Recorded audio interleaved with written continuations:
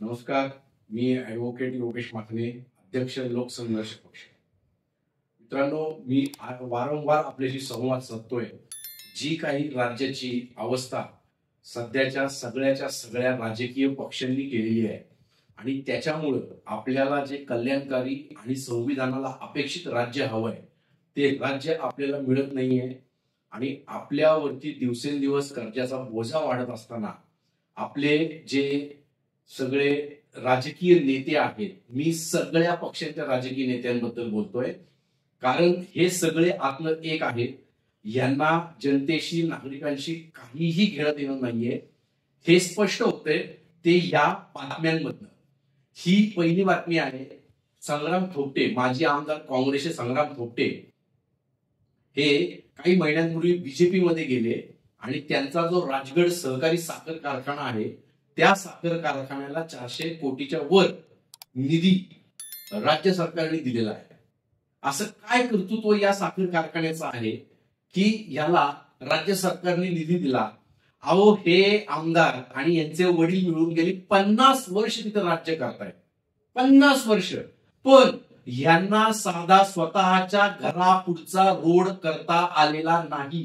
ही यांची लायकी, या संग्राम थोपटेची ही लायकी. अहो, याला साधं त्याचं तहसीलदार कार्यालयाचं जे आवार असतं, ज्याच्यामध्ये पोलीस स्टेशन असतं, सब रजिस्ट्रार ऑफिस असतं, तहसीलदार कार्यालय असतं, उपविभागीय अधिकाऱ्याचं कार्यालय असतं, ते देखील शासनाने अलॉट केलेल्या 5 एकरच्या जागेवरती हलवता आलेलं नाहीये आणि त्यासाठी निधी अलॉट केलेला होता.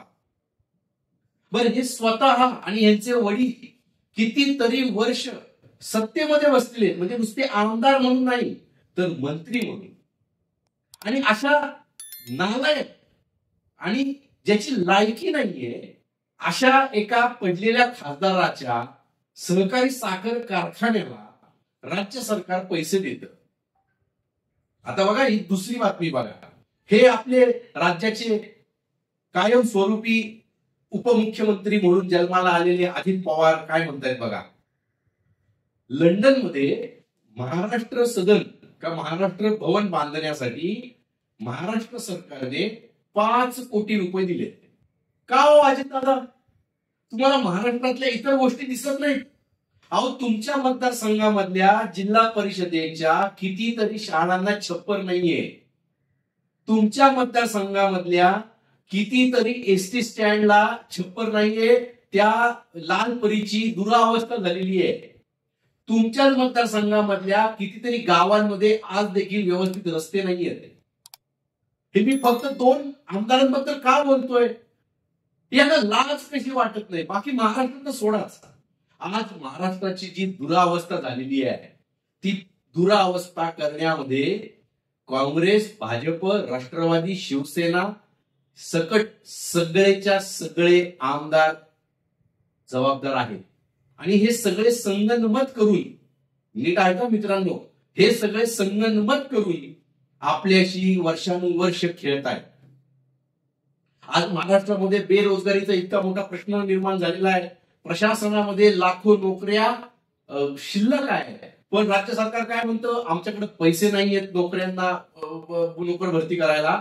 पण राज्य सरकारकडे ही असली भिकारचोट कामं करण्यासाठी मात्र पैसे आहेत.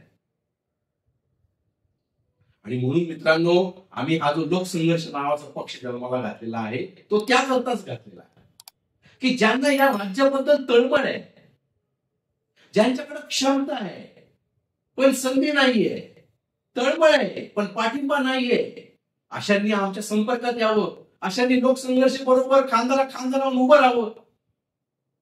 आपण हा महाराष्ट्र नक्की बदलवू शकतो मित्रांनो. हे काय आम्हाला तर नाही पडलेले आणि ह्यांनी काय अमृत नाही पिलेलं.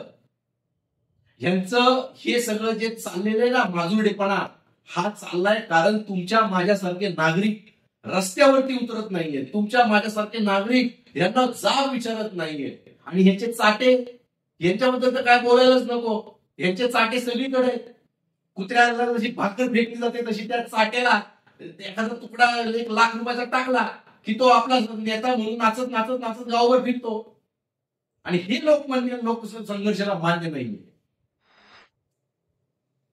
मित्रांनो, मला गॅरंटी आहे, होय होय गॅरंटी आहे की हे लोककल्याणकारी लोकशाहीचं राज्य आपण देखील चालवू शकतो.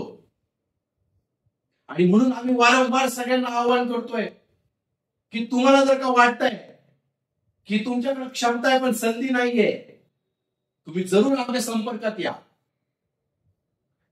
या व्हिडिओच्या शेवटी जो फोन नंबर दिलेला आहे, जी वेबसाईट दिलेली आहे, त्या वेबसाईट वरती जाऊन सदस्य व्हा, आम्हाला संपर्क करा. आम्ही तुमच्या पाठीशी ताकदीनिशी उभे आहोत. जय हिंद, जय महाराष्ट्र.